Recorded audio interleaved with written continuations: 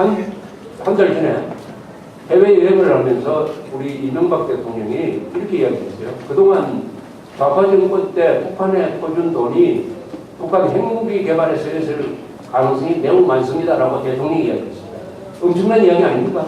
쉽게 말하면 김대중 노무현 정권 때 북한으로 들어간 100억 달러가 핵 개발에 쓰였을 가능성이 있다. 세상에 가장 큰 간첩은 적의 핵 개발을 도와주는 간첩이 가장 큰 간첩입니다. 군사시설 사진 찍어서 보내는 간첩과 그게 비교가 됩니까? 그래서 미국 같은 나라도 소련이 핵 개발하는데 정보를 제공해준 로젠버그 부부를 몽땅 잡아가지고 민간인입니다. 전기의자에 앉혀가지고 사형에 처형을 했습니다. 민간인을 간첩이라고 해가지고 사형에 처한 게 그게 처음이었습니다. 그때 판사가 이야기했습니다. 당신들이 한 짓은 살인자가 한 짓보다 더 나쁘다. 당신들이 보내준 정보로 소련이 1949년에 핵실험을 해가지고 6.25를 일으켰기 때문에 지금 한국 전선에서 우리의 젊은이들이 죽어가고 있다. 이런 논지를 폈습니다. 똑같은 이야기로 한다면은 김대중 노무현은 당장 조사를 하고 그때 통일부 장관 했던 사람 조사하고 국정원장 했던 사람 다 조사를 해야 됩니다. 그래서 조화를 망설하고 기소해가지고 법의 심판을 받도록 해야 된다. 그런 자신이 없으면 대통령이 그런 말 하면 안 돼요. 근데 대통령이 그런 말을 해놓고 지금까지 구속 조치가 없습니다. 이런 나라가 어디 있습니까, 세상에? 아니, 그럴 자신이 없으면 이야기를 안 하든지, 이런 엄청난 이야기를 해놓고, 만약 과거 정부 때 박 대통령이 이런 유의 이야기를 했으면, 그 다음날 당장 계엄령이 펴지든지, 합동수사본부가 만들어져가지고 아주 무서운 바람이 일어났을 거예요. 김영삼 대통령이 요 정도 이야기를 해도 바로 수사기관과 여당이 이 문제를 바로 정책적으로 집행을 해가지고 누가 북핵 개발을 도왔느냐 하는 수사가 진행됐습니다. 그런데 이명박 대통령은 엄청난 이야기를 했는데 아무도 뒷받침을 안 해줘요. 한나라당도 뒷받침 안 해주고 검찰도 가만히 있고 경찰도 가만히 있고 국정원도 나무위처럼 구경만 하고 아니 남한의 지난 10년 동안의 정권이 북한의 핵 개발을 거금을 들여서 도와줬을 가능성이 매우 높다는 대통령의 이야기를 이런 식으로 묵살해버리면 대통령이 바보 되는 거 아닙니까? 지금까지 그렇게 되고 있어요. 지금까지. 자, 이런 게 식별 장치가 마비되는 것을 정부가 앞장서서 지금 하고 있다. 이런 얘기입니다. 그럼 우리 김대중 씨가 아프다고 하니까 병문안을 갔습니다. 직 대통령이 병문안을 가서 이야기를 했는데 그럼 그 앞에 한 이야기하고 어떻게 되느냐. 그 행동이 국민들한테 보여준 게 뭡니까? 아, 북핵 개발 누가 도왔든 누가 간첩한테 4억 5천만 달러 갖다 주면서 국민들한테는 간첩 신고하라고 이야기했던 그런 거 다 적당히 넘어가고 다 좋은 게 좋다. 좋은 게 좋다. 이렇게 돼버리는 거 아닙니까? 좋은 게 좋다. 한국에서 좋은 게 좋다고 하면은 진짜 좋은 사람이 누굽니까? 간첩들 아닙니까? 간첩들. 간첩들이나 좌익들은 절대 좋은 게 좋다라고 할 사람들이 아니에요. 그 사람들은 아무리 고마운 짓을 해도 고맙다고 생각할 사람들이 아닙니다. 그런 사람들로 박찬 감상에 빠져가지고 김영삼 전 대통령 같은 경우에는 만나지도 않고 와서 화해를 했다고 하는데 나 참 이런 화해도 있습니까?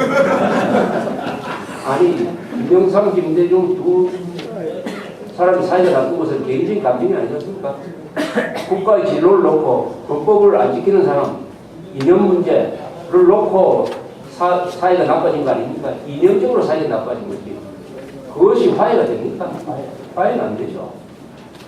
화해라는 것은 잘못한 사람이 사과한 다음에는 화해가 되는 것이지. 그래서 이런 일이 다반사로 일어나고 있고 특히 6.15로서는 대한민국의 현재의 만학의 근원은 6.15입니다. 6.15로서는. 그거 다 아시다시피 6.15로서는 사실상 연방제에 합의한 것이다. 사실상 북한의 대남 적화 전략의 가장 중요한 전술인 연방제에 김대중이가 합의해가지고 도장을 찍어 주었다. 그 뒤에는 남북한 좌익들이 용어 통일을 해가지고 적화 통일한다는 말 하지도 않고 연방제라는 말도 하지 않고 이제는 6.15 선언 실천합시다라는 말로 바꿨습니다. 6.15 선언 실천연대, 6.15 선언 실천연대가 얼마 전에 가처분으로 잡혀가지고 그 단체가 이적 단체로 법원에서 판결이 나왔어요. 즉 6.15 실천이라는 말은 적화 통일이라는 말과 같은 말입니다. 6.15 실천.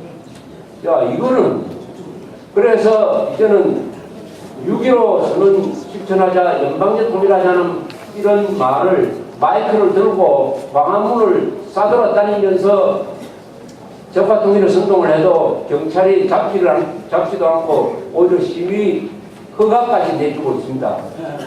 이게 반항의 근원인 6.15 선언의 정체인데 이것은 이명박 대통령이 등장하자마자 그 다음날 집무하는 첫날에 해야 될 것이 국무회의를 열어가지고 아무리 생각해도 6.15 선언은 대한민국 헌법을 그것도 헌법의 심정과 내수에 해당하는 1조, 3조, 4조를 정면으로 위반하는 것이므로 6.15 선언은 오늘부로 실효다라고 선언을 했어야 돼요. 그런데 어떻습니까? 지금까지도 6.15 선언을 존중하겠다고 합니다. 대통령이 6.15 선언을 존중할 수는 없어요. 대통령이. 그것은 헌법을 파괴하겠다. 헌법 파괴에 동참하겠다는 이야기 아닙니까? 그러니까 제가 김대중 씨가 마지막으로 애고할 일이 있다면은 결자회의 차원에서 그것을 유서를 통해서 써놓고 아니면 철건들을 통해서 6.15 선언은 사실상 신뢰할 수밖에 없다. 왜냐하면 헌법에 위반했기 때문에 한 마지막 양심, 행동하는 부분이 변명이 행동하는 양심이니까 행동하는 양심을 저는 발휘해 주기를 지금 바라고 있습니다.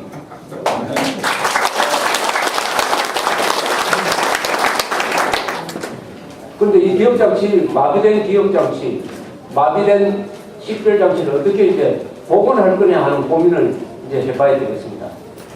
적과 동지를 가르는 것은 간단하다고 말씀드렸습니다. 헌법 그리고 6.15 선언이에요. 6.15 선언 찬성하는 사람과 반대하는 사람 사이는 화해가 절대로 안 됩니다.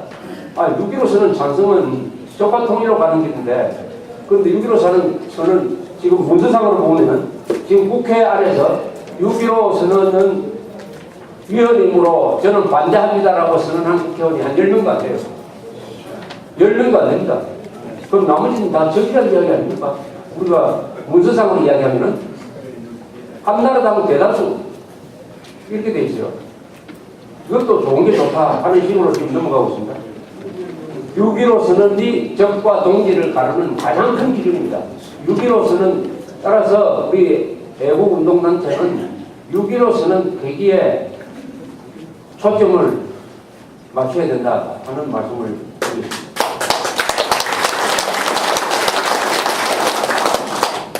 이 개혁정치를 회복하는 이 노력은 바로 그 6.25를 체험하고 또 건국의 고마움을 알고 이승만 박정희를 제대로 평가할 수 있는 우리 기성세대의 책임이라고 생각합니다. 다행히 인구의 고령화로 또 건강 상태가 좋아져가지고 이 50세 이상 기성세대가 아주 활동적으로 지금 사회생활을 하고 있습니다. 더구나 인구가 얼마나 늘었느냐. 우리나라에서 가장 큰 정치 세력이 누구지 아십니까?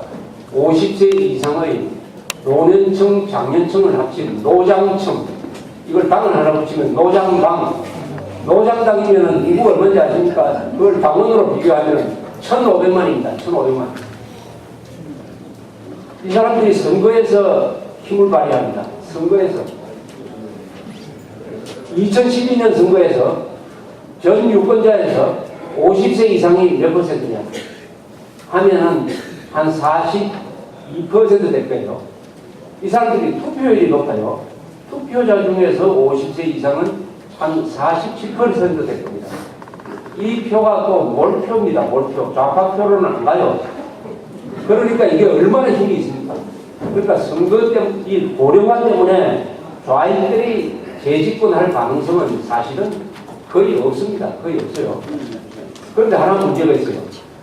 이 사람들이 투표를 해서 지난 대선 때, 지난 총선 때 우파 대통령, 우파 정권을 전폭적으로 지원해서 전폭적입니다. 500만 표 차, 거의 3분의 2 의석 이렇게 주었는데 지금 우리가 받고 있는 대접은 뭡니까? 받고 있는 대접이 뭐냐? 자기가 잘라서 대통령이 됐다고 생각하고 오히려 내국 운동하는 사람은 부담된다고 이야기를 하고 자기들을 괴롭히는 촛불 난동파라든지 MBC라든지 정교적 민노총한테 불종을 하고 하는